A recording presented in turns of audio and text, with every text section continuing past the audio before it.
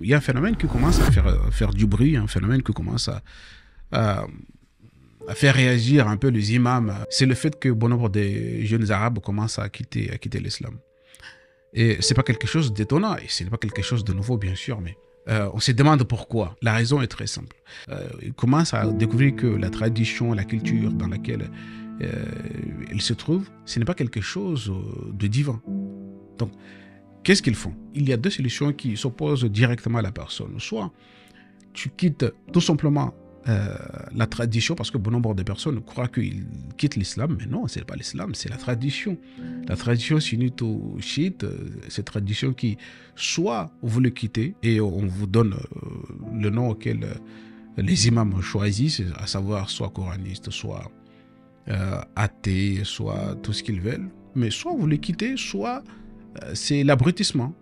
Cette culture va vous abrutir de plus en plus. Parce que, écoutez, lisez le Coran al-Karim, vous allez comprendre que le Coran vous incite à réfléchir, à penser, à ne pas être d'accord, ni même avec le Coran, sans avoir avant tout usé de sa réflexion, de réfléchir, de lire et de comprendre.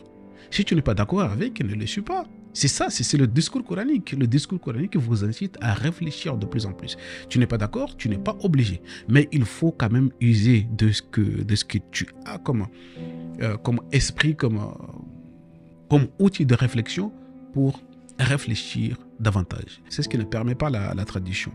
Donc, soit quitter cette tradition, soit l'abrutissement. Voyez-vous, les personnes qui défendent la tradition, c'est pourquoi j'ai utilisé le mot abrutissement, vous les attendez débuter des propos qui n'ont pas de sens humainement parlant. Ce sont des choses vraiment absurdes. Comprenez une chose, ces fatwas, ces écrits, toutes ces choses-là, ces discours des imams, ils sont faits pour ça. Créer l'athéisme ou l'abrutissement des cerveaux. Donc personne ne peut pas accepter ce genre de choses. Donc ce n'est pas quelque chose vraiment d'étonnant que les personnes qui ont ouvert les livres sunnites et qui n'ont par ailleurs auparavant et qui n'ont jamais ouvert le Coran, parce qu'il y a des personnes qui n'ont jamais ouvert le Coran. On vous dit lisez ça et parce que tout se trouve là-dedans. Parce que regardez ce que les imams ont fait. Ils ont décrédibilisé le Coran déjà, que le Coran n'est pas clair. Voilà. Essayer de le marginaliser, que le Coran n'est pas clair. Qu'est-ce qui est clair? C'est la sunna, les hadiths qui sont clairs plus que le Coran, parce que c'est ces hadiths qui vont, ou la sunna qui viennent expliquer le Coran, éclaircir le Coran, détailler le Coran.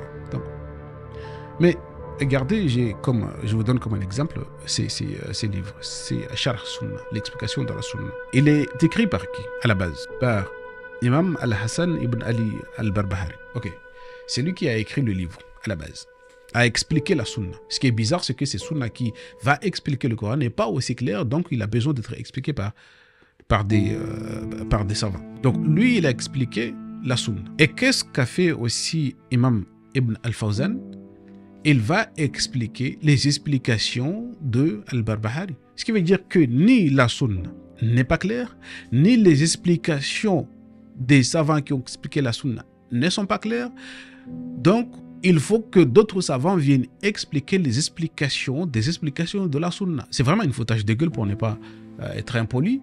La chose que vous dites que c'est là qui va expliquer le Coran parce que le Coran n'est pas clair. Vous-même, vous essayez de l'expliquer, expliquer les explications, des explications des savants, et ainsi de suite.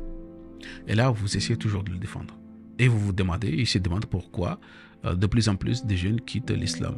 Et qui bien évidemment ne quittent pas l'islam parce que peut-être en quittant le sunnisme, peut-être en quittant la tradition avec tous ces genres de fatwas, ces genres de livres qui n'ont pas de sens religieusement parlant, peut-être en quittant ça, ils vont à un moment donné revenir au Coran et se dire qu'il faut que je lise un peu le Coran pour comprendre vraiment l'islam authentique. Donc si vous voulez comprendre l'islam, lisez directement la révélation d'Allah subhanahu wa ta'ala, à savoir si al-Qur'an al-Karim. Si vous voulez vous abrutir de plus en plus, essayez de défendre les fatwas, parce que ce ne sont que des fatwas. Ça n'a rien à voir avec des propos du messager d'Allah ni du prophète, rien du tout. Ce sont tous des discours auxquels les personnes qui les ont écrits savaient déjà par avance que soit c'est l'athéisme, soit c'est l'abrutissement. À vous de choisir entre ces deux choses. Assalamu alaikum.